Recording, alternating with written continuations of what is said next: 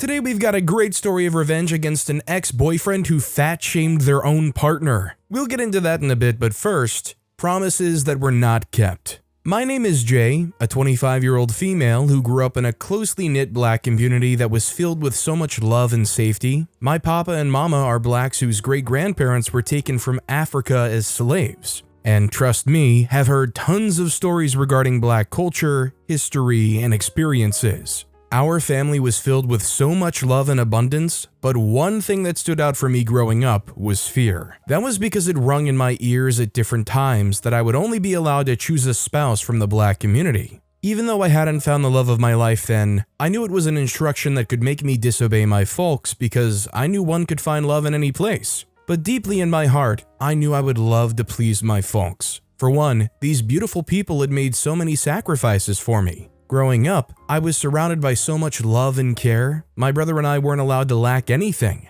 I remember vividly a huge sacrifice my mom made for our family when I was younger. She had to resign from her job as a teacher to put all of her focus on us, the kids, and the home. I knew she must have had her dreams, which were kept aside at that time. I knew she must have felt that her children were worth every sacrifice she had to make. At different times, she would tell me how much joy and satisfaction she derived from seeing her kids grow into value-adding adults of whom she could always be proud. In agreement, I would squeeze her hands with so much affection and love. When I rounded off high school, I graduated at the top of my class. Then I got into college on a government-funded scholarship, which further motivated me to work harder. I graduated from medical school with a CGPA of 4.95, and I knew that the sky was my starting point. There was also my younger brother, who was fondly referred to as a young genius. This boy had a way of making his giant strides in his academics look like a child's play. Should I also talk about how he managed to combine a high level of academic performance with his profound interest in sports? Not only did he graduate at the top of his class, but he was also named the MVP of the last football match he played in college. Apart from me, he was a huge source of pride and fulfillment for our parents. On the day he graduated college, I could see the joy and fulfillment on Mama and Papa's faces when he was called to the podium to receive his award. Then there's my Papa, the bravest, kindest, and most sacrificial man I have ever met. Growing up, I watched my Papa take on multiple jobs to meet our various needs. Despite all he had to do, he still managed to spend time with his family. He was a family man and he made sure to show it at every given chance. I remember the numerous times my papa would take on weekend shifts just to be present at our school's special events. He was there when I won my first medal. He was there to cheer my younger brother on when he played baseball. He was our greatest cheerleader, and he was present through all the beautiful events of our lives. So, as a fully grown adult, disobeying my parents was a big deal for me. I had more than enough reasons why I couldn't disobey my parents' instructions. In short, making them proud in every way that I could became my utmost priority. However, I didn't have a hard time sticking to that until I met a man from New York. Let's call him G. He is a medical doctor just like myself. He was decent, cool-headed, and hardworking, and he had a way of engrossing me in intellectually stimulating conversations. It wasn't love at first sight, I must say, but I must confess that I looked forward to seeing him at work whenever possible. He had a way of making me feel relaxed, even in dire situations. I remember when I had a patient who slipped into a coma a few minutes after he was brought in. That was the first time I had experienced such, and as much as I did not want to own up to this, I was jittery. G noticed I was tensed, and he was there to offer encouraging words to me. Our friendship got serious afterward. I would go to him when he was on call to rant about any frustration I experienced, and he was always thoughtful enough to say 1 or 2 words of encouragement to me. The problem started when we fell in love with each other. Even though I knew I would be going against my parents' wishes to find a man within the black community, I was certain I would have to convince them to accept G. However, the task was more difficult than I thought it would be. I didn't know that my parents' resolve not to have me marry outside the black community was beyond racism.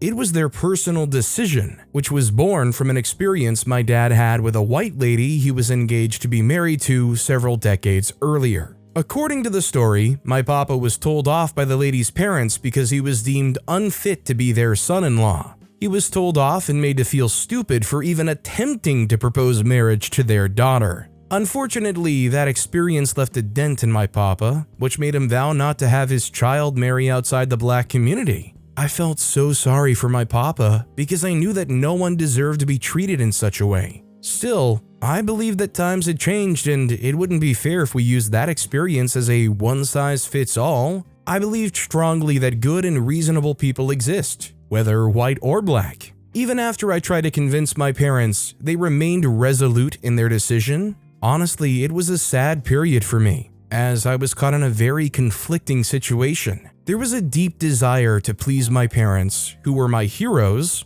and there was also a deep desire to pursue a love that I believed could happen just once in a lifetime. For the first time in my life, I was caught in an abyss of indecision. I was right on the fence, questioning every thought in my head and wondering if there was ever going to be an equilibrium. In the middle of it all, G kept encouraging me to give them time. He gave me his word to stick around no matter what. G took me home to his parents on Christmas Eve, and I remember being fussy about what to wear. I wondered if a red dress was good or if a white dress was better. Little did I know that all of that wouldn't matter during and after the visit. When I got to their home, I noticed that there was little or no preparation concerning my visit. What on earth could explain why dinner was not ready when we arrived, even though it was late in the evening? Then, when we finally got through to the dinner table, I couldn't help but notice their coldness towards me. I mean, everyone at the table didn't make me feel welcome. That was a very difficult situation for me because G had told me everyone couldn't wait to meet me. When the dinner finally ended and I was let out by G, I sighed a breath of relief. That night I went over to my parents and like a big baby, I just coiled up into bed to cuddle with my mama. Thankfully, she understood that I just wanted to be held, and she did just that. After that dinner, I noticed that G stopped coming over to check on me at work. I practically dragged myself over to his unit every time I had to see him. And I didn't know if I was overthinking things, but I figured he was trying to stay away from me. Subsequently, he invited me out on a date, and I was beyond myself with happiness. I had missed him so much, and I looked forward to sitting with him again. The date was everything I wanted, as G made it obvious that he missed me so much too. At least, that was how he made it seem. In the middle of the date, G grew cold. Suddenly, he looked tense and worried, and I became very uncomfortable in my seat. I asked him what the problem was, and his words that followed were like a sharp, piercing object. His words were, "You know, I've been thinking of the best way to tell you how I feel. As much as it's difficult to say, we can't continue this relationship." I tilted backward a bit to be sure that I'd not been clouded with tears in my eyes as I tried to look away. Not that I placed so many prospects on our relationship, but I sincerely believed that our magical friendship was strong enough to pave the way for a bright future. Then there was G ending it all like it was never there, like we were just some random colleagues who were never intense. Worst of all, I couldn't believe my first relationship was ending before it even began.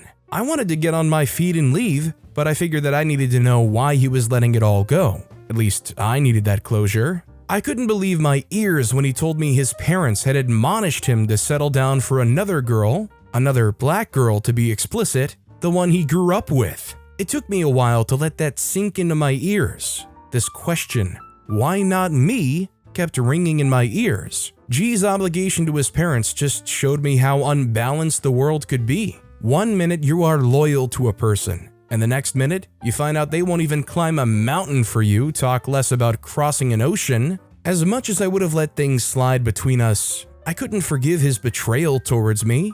I had made it clear that my parents wouldn't be pleased with me if I chose a white guy, but G had told me the world had gone past the days when parents arranged spouses for their children. But there he was, backing down at the first face of temptation with no thought of insistence or any resolve to fight for us. To him, I was just a girl he could replace with another girl. How insensitive. At work, it was difficult for us to pretend that we were cool with each other. Even though we weren't in the same unit at the hospital, a lot of people had gotten a hint of how close G and I were, and in no time, people began to wonder what was going on between us. While they wondered, I, on the other hand, looked for the perfect way to get back at G. G and I belonged to an association of medical practitioners who believed in propagating equality among all races and protecting black medical practitioners from discrimination and abuse. So, I seized an opportunity to publicly ridicule G when he contributed to the need to be loyal to the tenets of the organization during a meeting. I stood up and made it clear that loyalty isn't just what we say, but what we practice and live by. It is sticking to a promise made, or, better yet, not making a promise at all. Everyone at the meeting nodded in agreement, but I could see that they were wondering why I chose to speak such parables. G, on the other hand, had his head cast down, maybe in shame. Now, I wouldn't say that this was like a crazy, devastating revenge or anything, but it definitely gave him some shame, you can tell. Probably wouldn't have been a very good look for OP if they went and aired out their dirty laundry in front of a client or during a meeting like that. Although I don't think anybody would be all too mad if OP anonymously shared a rumor of why things were so weird between them and G. Also, hi, I'm Steven, and if you guys enjoy crazy stories of revenge, it would be amazing if you left a like or left a review if you're listening to my podcast. Our next story is how I turned the tables on my fiancé on our special day. Have you ever been in a relationship with someone you love, cherish, and adore so deeply, so much that you are willing and ready to do anything that is within your capabilities to make sure that thing works out between the both of you for as long as you live? Only for said person to betray your love, your trust, your time, and basically take your entire existence for granted. And to top it all off, said person did not even feel a single ounce of regret or remorse for this action. Well, I have. For things between my partner and I have been smooth sailing for as long as I can remember. However, all of a sudden, I got to find out a few weeks to my very special day that my soon-to-be wife was no longer the woman I knew. Or rather, I thought I knew again, for at the moment of my realization, I got to find out that I was sharing my wife with at least 6 other men, all of whom knew that I was the soon-to-be husband, that we had been together for close to 4 years, and also the fact that we were getting married in a few months' time.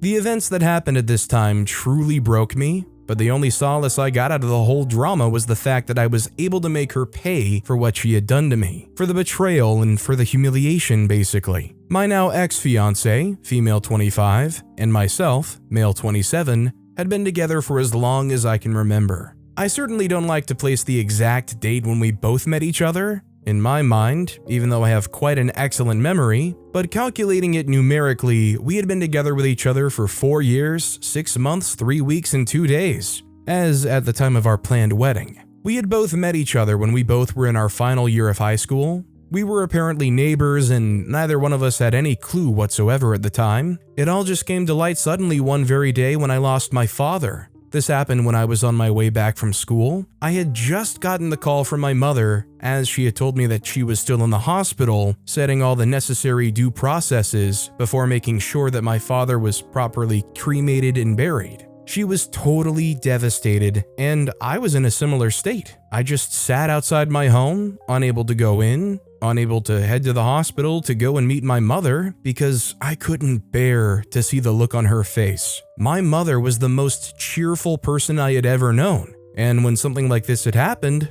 I just couldn't imagine how that would affect her person, her demeanor and all. Worst of all, I wondered how that would affect me. This was by far, and till date, the worst moment of my life. Anyway, there I was, sitting hopelessly on the porch of my home when my now ex-wife, let's call her Sandra for naming purposes, saw me while she was on her way home and noticed that something was definitely wrong. She came up to me and found out that I was just sitting on the floor, almost lifeless, as she tried to console me as best as she could. Note, this was someone that I had never held a proper conversation with before. She tried to get me to go into my house, but I was still adamant about not going until my mother had gotten back home. And then she invited me over to her place, to which I didn't object. When I got back to her place, her parents welcomed me in with a slight look of sadness and pity. It was then I knew that somehow Sandra was able to inform her parents of what had happened. I just kept quiet, almost mute, as there were lots of things going on in my mind at the time. They invited me over for dinner, but I refused because at the time, food was the very least of my worries.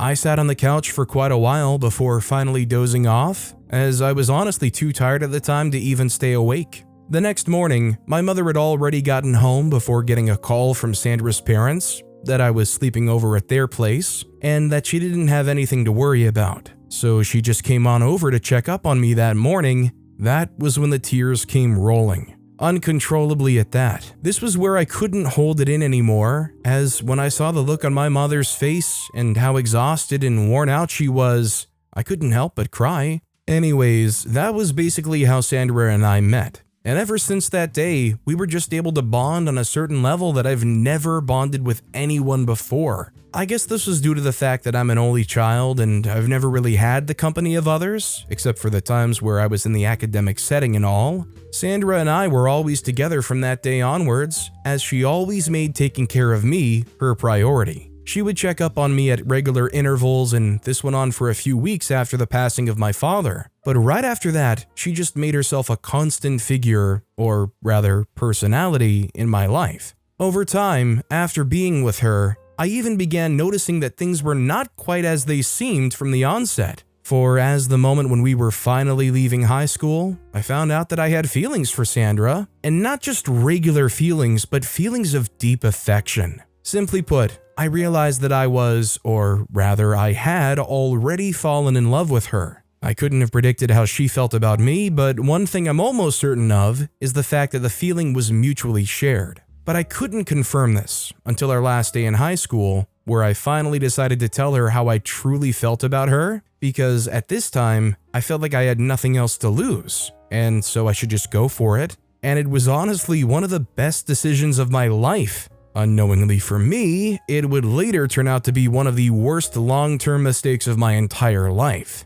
Right after graduation, I had confessed my feelings to Sandra, and she had accepted them wholeheartedly, as she said to me that she had been expecting me to express how I truly felt for quite some time, and she was really happy that I was able to do so before we had graduated. This really made me realize what kind of person she was, and also the feeling that she too had been harboring for quite some time, and this led to us getting into a deep and affectionate relationship with each other. We had quite some issues with the long-distance thing, majorly because after graduation, we both went to 2 different colleges, both of which were quite a distance from each other, but this didn't stop either one of us from loving the other to the fullest of our capabilities. However, this was just the beginning, as time went swiftly by while we were in college, and before we knew it, we were already done with college, and the only thing that was left at this point was for the both of us to finally live and be together. This didn't take too long, as right after graduation, I had secured a seriously high-paying job that would have been difficult for most, but I got this position through merit. It was done to me as a favor from a friend of my late father, who took it upon himself to make me a better person and a better man in the absence of my father, and I am truly grateful for him. Then, right after my appointment, I was able to secure enough funds to prepare myself for marriage and also to propose to Sandra. This was all done within the year of our graduation from college too. It didn't take me long to propose, as I'd already gotten everything set for the proposal. The only thing that was left was to actually carry out the proposal, and this was supposed to be done with the help of friends and family. So as not to beat around the bush, I was able to carry out every single one of my plans successfully, and she said yes to my proposal, and this was the time that we were just a single step away from becoming partners for life. Then everything just took a sharp turn downhill, and instead of things to steadily break apart with the both of us, things just went straight into the dumps, as when I got to know what I knew, I just couldn't imagine that such a thing could have been done by the same woman that I was willing to give my everything for, the same woman that I was willing to live out the rest of my life with. So, almost a whole month after proposing, I got a message anonymously, of which its contents were quite descriptive of some immoral actions that I would have never thought my fiancé to do. I immediately shunned the message, as this was seeming like an obvious test, probably from a friend or family member of hers, trying to test my resolve and all that. Not until I got another message, of which its contents completely blew my mind. It seemed photocopied, but I saw my fiancé being manhandled by almost 6 different men. The way she was being treated in the video wasn't sexual one single bit. It seemed like torture. I couldn't even understand how she could bring herself to be subjected to such mannerisms in the name of sexual fulfillment. I was broken, quite literally. I couldn't bear to even bring the matter before her because this was something that I knew for a fact that she would deny outrightly first off, before finally pleading with pseudo-sincerity. I didn't want things to just end there because the more I pondered about it,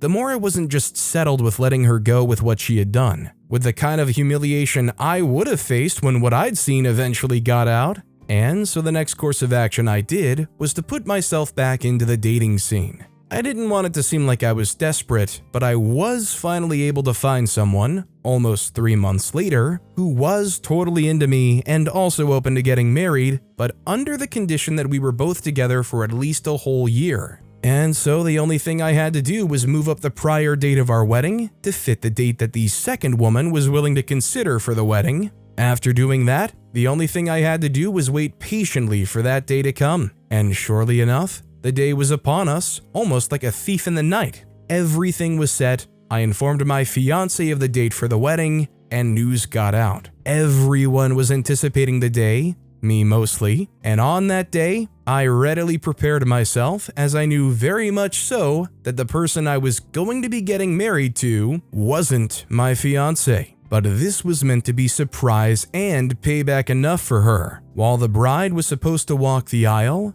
she saw the person I was actually getting married to.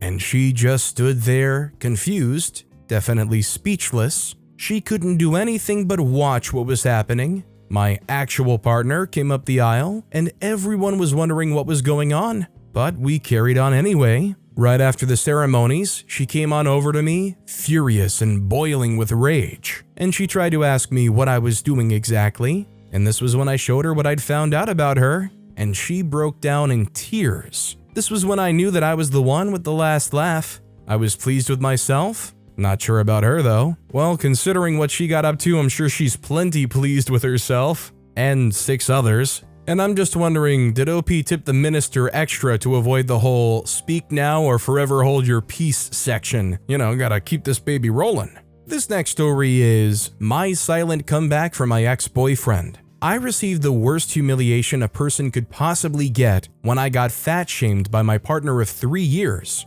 who at first made sure to always tell me how much he loved me, regardless of how I looked at the time and what kind of body form I had. All of his words at the time were all lies apparently, as the switch-up was so intense, so swift and so brutal that I didn't think I would ever get to love myself as much as I so much deserve to be. But it is all good and fine. And this is simply because I was at least able to feel some sense of retribution after what I did to him as payback. My partner, male 25, and I, female 22, met each other at a random party. This party was hosted by a mutual friend of the both of us, and to be truly honest, I did not have the intentions, nor did I plan to even go to the party, but I did simply because of the fact that my friends were really insistent on my presence there at the party. This was also their way of telling me to be proud and self-confident, as these were features or characteristics as I would call them, that I most definitely lacked. The main reason for this also was the fact that I was a plus-sized lady in my early 20s. It doesn't really spell out attractive, neither does it scream healthy, not even in the slightest sense. I also felt this way because nearly every single one of my friends were the complete opposite of myself.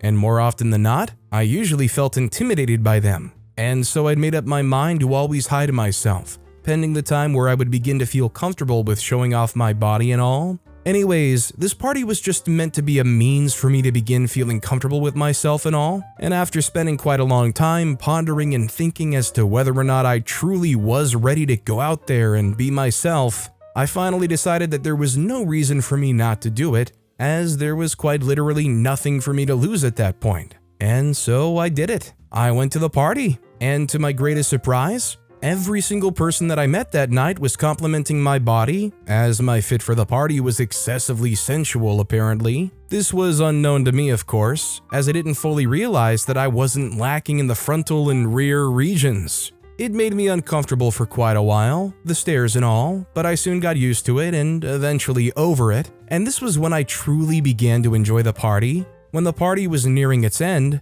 I'd already gone to take a breather because my girls and I had been dancing all night, and that was when he approached me, my now ex-boyfriend Matt. He took a seat beside me as he began first off by introducing himself, telling me his name, and also not forgetting to mention that he found me really attractive, and he would like for us to get to know each other properly. I think it's worthy of notice that this was quite literally the first time that a guy would approach me with such words. I was quite literally dumbfounded. I was short and lost for words as I didn't know exactly what it was I was going to respond with. I eventually collected myself and responded similarly. And then he got my number, as he was quite insistent on it by the way, and he promised to hit me up later after the party. I was still in a daze as to what had just happened. Me getting approached by a guy who apparently finds me attractive, and he also wanted us to meet up afterwards when the party was over, maybe the day after? This was going to be quite the news to share with the girls. And all of this happened on the night where I'd finally decided to come out of my shell and face the cold hard reality, expecting the worst, only for me to get the greatest shocker of my life. Right after the party, the next day even, I had gotten a text from Matt. He had kept to his word. I immediately went to meet my friends, as this was a first for me. I didn't know what to say, how to respond, and the kind of way I should talk to him. I went to my friends simply because they all seemed quite experienced in this area, and so it didn't seem like a bad idea to ask for help at the time. They simply put me through in every area and aspect that they had thought I needed guidance in, and by the time they were done, it was akin to the feeling like I had just gotten a fresher course on basically everything I needed to know. I was at this time somewhat prepared for a conversation, and so I continued the conversation with Matt on my own. Talking with Matt over the phone was truly wonderful, as he always made me feel comfortable. There was nothing he wouldn't do to always make me feel good about everything, majorly about myself. I guess this was a different kind of tactic or format, if you may, that he used to make me get attached so quickly. As by the first month of back and forth conversations, I had come to realize that I'd do without holding a conversation with him for a single day. And following the passage of time and also of a few months, it was already almost certain that I couldn't do without him. And when he realized this, which was obviously due to my inability to restrain myself and my feelings, he decided to take the next step. Because at the time, there was quite literally nothing holding either one of us back from being in a relationship with each other at the time. I remember the day he asked me to be his girlfriend, as it was on the day I was turning 20. He prepared one of the best presents I could have ever gotten on my birthday, and by far one of the best presents I had ever received. He also eared out his entire day to take me out on my birthday. He was quite literally the perfect gentleman, and I was honestly glad to have him in my life. The events of my birthday are of little concern. Where the main matter began to arise between the both of us is in the aspect of being physically intimate with each other. I think I should notably put this out here first of all that Matt was my first boyfriend ever. He was the very first and quite literally the only person that I'd ever been this close and intimate with. Getting into a relationship with him was also a first for me,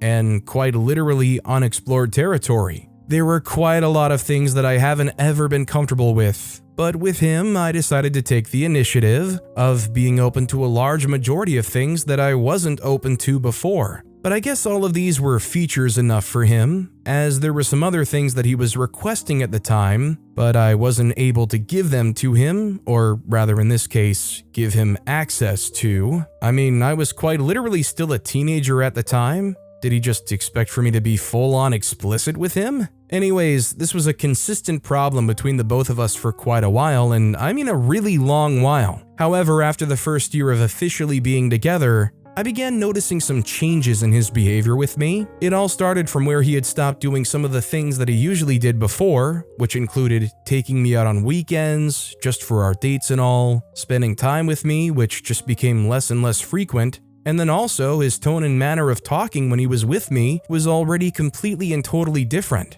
I couldn't speak up at the time because of the fear that he was going to have a whole different view of me if I were to do so. This was because I knew that he had quite a short temper, and so I always tread carefully, trying as much as possible not to venture into that part of him. In our second year of being in a relationship, this is where I'd begun to see physical evidence of our relationship breaking up. Quite literally. The first and only piece of evidence I noticed at the time was when he started being absurdly secretive with his phone, and at some point, his personal life. I was already beginning to feel like a stranger in the relationship, I just couldn't bring myself to ask what, or rather where, everything was seemingly going wrong. However, this soon came to an end when I found out that I wasn't the only one in his life apparently, as he was in mine. I came about this discovery about a few weeks after we had just clocked 3 years of being together. He was still trying to deny the fact that I'd already seen some of the pictures that some of the other ladies that he was involved with were sending to him after I had gone through his phone. P.S. Terrible mistake, by the way. We argued back and forth on this matter for literal days on end until he finally caved in and he let out his mind. Apparently, he had a lot on his mind about our relationship, or what it was to him, and he only had terrible things to say, of which none was more brutal and more heart-wrenching than when he said, I was just so unattractively obese and that he was only with me as a favor to me just so I wouldn't feel too bad. He also made mention of something around the area of myself being unable to find someone like him that would have given me the opportunity to be loved, and he did. His words broke me. Quite literally. I couldn't even believe those words could come out of a person, let alone someone I was involved with. He left me that night, and that was the last I ever saw or heard from him. I spent days, turning to weeks and then months pondering and wondering, trying to figure out where my life was headed from that moment forward. I couldn't get him and his words out of my mind, and the only thing I got out of the whole experience was the fact that I honestly needed to work on myself. And although it was a tough process to start, I was able to do so, right from the very beginning, the basics if you will. And for the next year and a half, I was quite literally a shadow of my former self.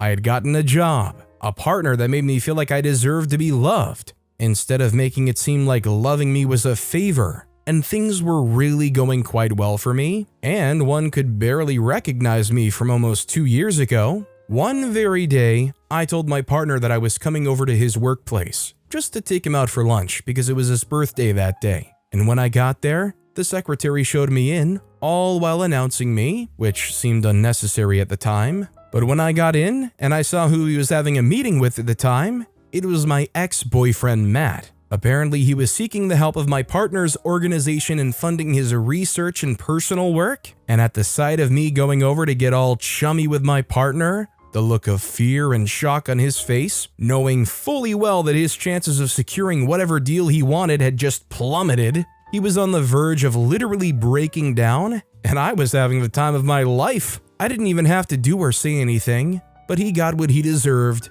period.